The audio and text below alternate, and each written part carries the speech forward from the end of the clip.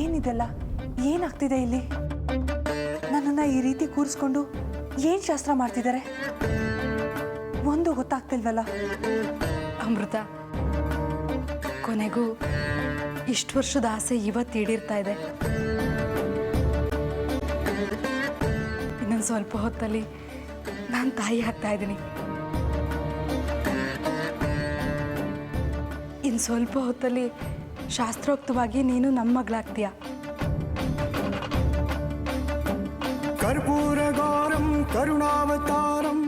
ಅಂದ್ರೆ ಇವರು ನನ್ನನ್ನ ದತ್ತು ಮಗಳಾಗಿ ಮಾಡ್ಕೋತಾರೋ ಶಾಸ್ತ್ರ ನಡೀತಾ ಇದೆಯಾ? ನಾನಿನ್ ಮುಂದೆ ಇವರಿಗೆ ಮಗಳಾಗಿರ್ತೇನ?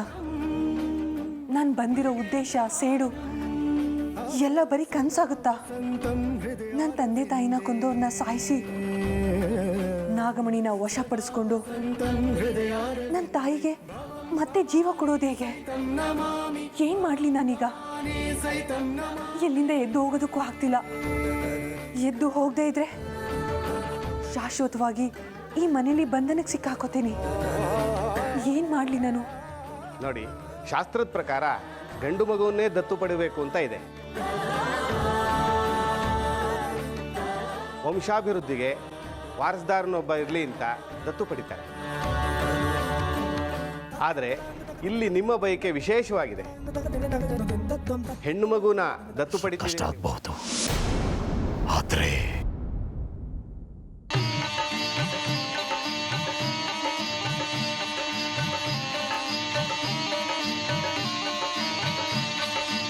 ಇದಕ್ಕೆ ಕಷ್ಟ ಆಗಲ್ಲ.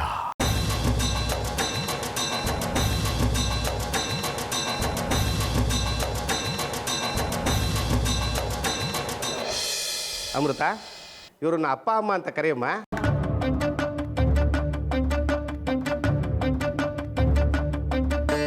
ನಾನೀಗ ಇವ್ರನ್ನ ಅಪ್ಪ ಅಮ್ಮ ಅಂತ ಕರಿಬೇಕಾ? ಏನ್ ಮಾಡ್ಲಿ ಈಗ? ನಾನು ಮನುಷ್ಯಳಲ್ಲ, ನಾಗಿಣಿ. ಇವರು ನನ್ನನ್ನ ಮನುಷ್ಯಳ ಥರ ನೋಡ್ತಿದ್ದಾರೆ. ಇವ್ರನ್ನ ನಾನು ಹೇಗೆ ಅಪ್ಪ ಅಮ್ಮ ಅಂತ ಕರೆಯೋದು? ನನಗೆ ಮನುಷ್ಯರ ಸಂಬಂಧಗಳು ಬೇಕಿಲ್ಲ. ನನಗೆ ಬೇಕಾಗಿರೋದು ನನ್ನ ಸೇಡು ಮಾತ್ರ. ಅದಕ್ಕಾಗೆ ನಾನು ಇಲ್ಲಿಗೆ ಬಂದಿರೋದು. ದೇವ್ರೆ, ಏನಿದು? ಯಾಕೆ ನನ್ನನ್ನ ಇಂಥ ಇಕ್ಕಟ್ಟಿನಲ್ಲಿ ಸಿಲುಕಿಸಿದ್ಯಾ? ಅಮೃತ, ಒಂದೇ ಒಂದ್ಸಲ ನನಗೆ ಅಮ್ಮ ಅಂತ ಕರೆಯಮ್ಮ. ಅಮ್ಮ ಅನ್ನೋ ಒಂದು ಪದ ಕೇಳೋದಕ್ಕೆ ನಾನು ಎಷ್ಟು ವರ್ಷದಿಂದ ಕಾದಿದ್ದೀನಿ ಗೊತ್ತಾ?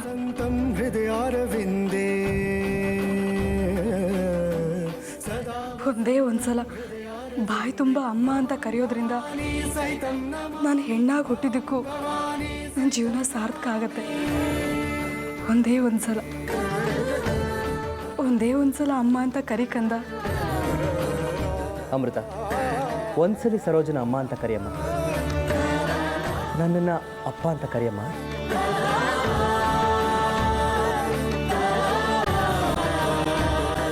ಯಾಕಮ್ಮ ಹಾಗೆ ಸುಮ್ಮನೆ ಕೂತಿದೀಯಾ? ನೀನು ಒಪ್ಪಿಗೆ ಕೊಟ್ಟ ಮೇಲೆ ತಾನೇ ವಿಕ್ರಮ್ ಸರೋಜ ನಿನ್ನನ್ನು ಮಗಳು ಅಂತ ಸ್ವೀಕರಿಸ್ತಾ ಇರೋದು. ಹಾಗಿದ್ಮೇಲೆ ಅಮ್ಮ ಅಂತ ಕರೆಯೋದಕ್ಕೆ ಯಾಕೆ ಹಿಂದೆ ಮುಂದೆ ನೋಡ್ತಿದೀಯಾ?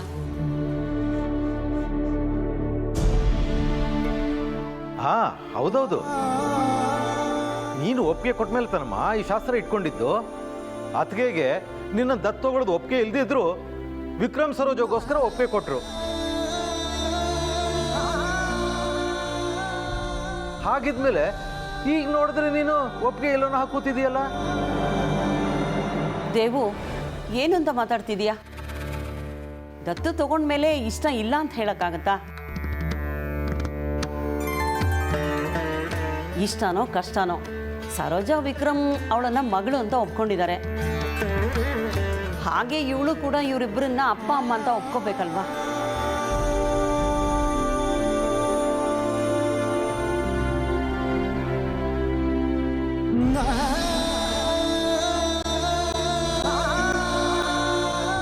ನೋಡಿದ್ರ ಇವಳ ಅಹಂಕಾರನ? ಅತ್ತೆ, ಇದು ಅಹಂಕಾರ ಅಲ್ಲ. ಅಮೃತ ಕೆಟ್ಟೋಳು ಅಲ್ಲ. ಬಲವಂತದಿಂದ ಯಾವುದೇ ಸಂಬಂಧನ ಕಟ್ಟ ಹಾಕೋಕ್ಕಾಗಲ್ಲ. ಯಾವುದೇ ಸಂಬಂಧ ಅದು ಮನಸ್ಸಿಂದ ಹುಟ್ಟಿದ್ರೆ ಅದು ಶಾಶ್ವತವಾಗಿರುತ್ತೆ. ಅಮ್ಮ, ಸರೋಜ ಹೇಳ್ತಿರೋದು ನಿಜ. ಅಮೃತ ಯಾವುದೋ ವಿಚಾರನ ಮನಸ್ಸಲ್ಲಿ ಇಟ್ಕೊಂಡು ಕೊರಗ್ತಾ ಇದ್ದಾಳೆ.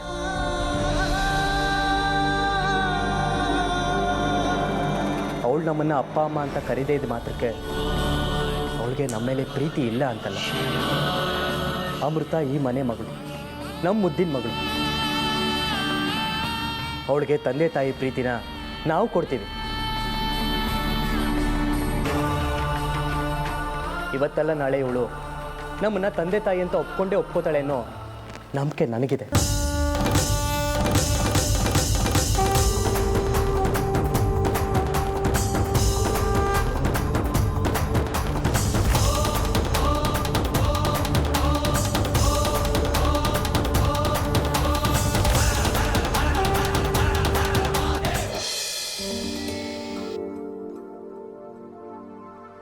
ದೇವ್ರೆ, ಇವತ್ತು ನಾನೊಂದು ಹೊಸ ಕೆಲಸಕ್ಕೆ ಹೊರಟಿದ್ದೀನಿ. ಆ ಕೆಲಸ ನಾನು ಅನ್ಕೊಂಡಂಗೆ ಆಗಲಿ ಅಂತ ನೀನು ಆಶೀರ್ವಾದ ಮಾಡಲೇಬೇಕು. ಅಮೃತ ಅವ್ರನ್ನ ತುಂಬ ಪ್ರೀತಿಸ್ತಾ ಇದ್ದೀನಿ, ಅದು ನಿನಗೂ ಗೊತ್ತು. ನಿನ್ನ ಹತ್ರನೂ ಆಗಲೇ ಸಾಕಷ್ಟು ಸತಿ ಹೇಳ್ಕೊಂಡಿದ್ದೀನಿ.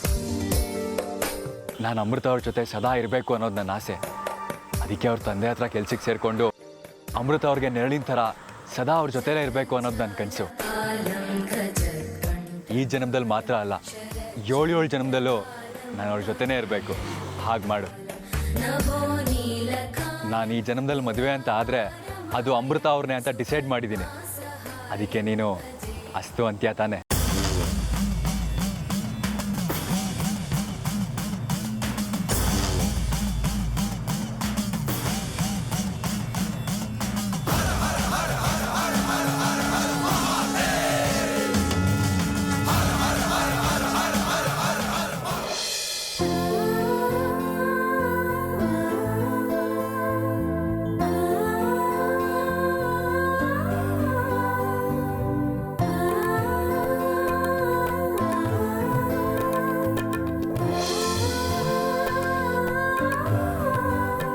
ಇವರಿಬ್ರು ಫೋಟೋದಲ್ಲಿ ಎಷ್ಟು ಮುದ್ದಾಗಿದ್ದಾರೆ, ಎಷ್ಟು ಅನ್ಯೋನ್ಯವಾಗಿದ್ದಾರೆ. ಮಯೂರಿ ಮನೇಲಿದ್ರೆ ಮನೆಯೆಲ್ಲ ಗಲಗಲ ಅಂತಿರುತ್ತೆ.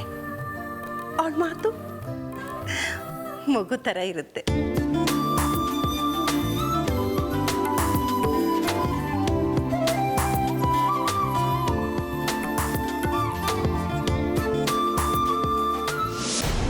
ಜೈ ಮಹಾಕಾಲ, ಜೈ ಮಹಾಕಾಲ. ಹೇ ನಾಗಿಣಿ, ನನ್ನ ದಿವ್ಯ ದೃಷ್ಟಿಗೂ ನಿಲುಕದೆ ಎಲ್ಲಡಗಿದ್ಯಾ ನೀನು?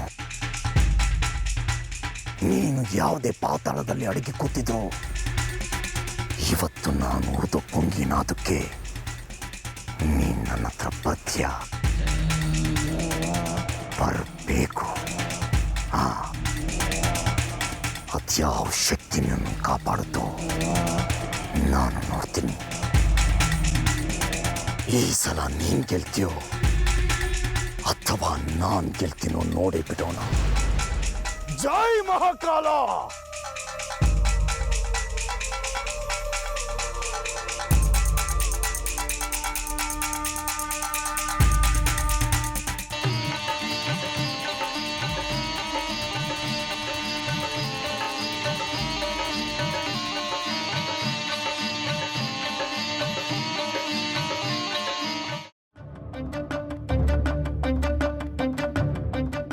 ಅಮೃತ, ತಗೋ ಸಿಹಿ ತಿನ್ನು.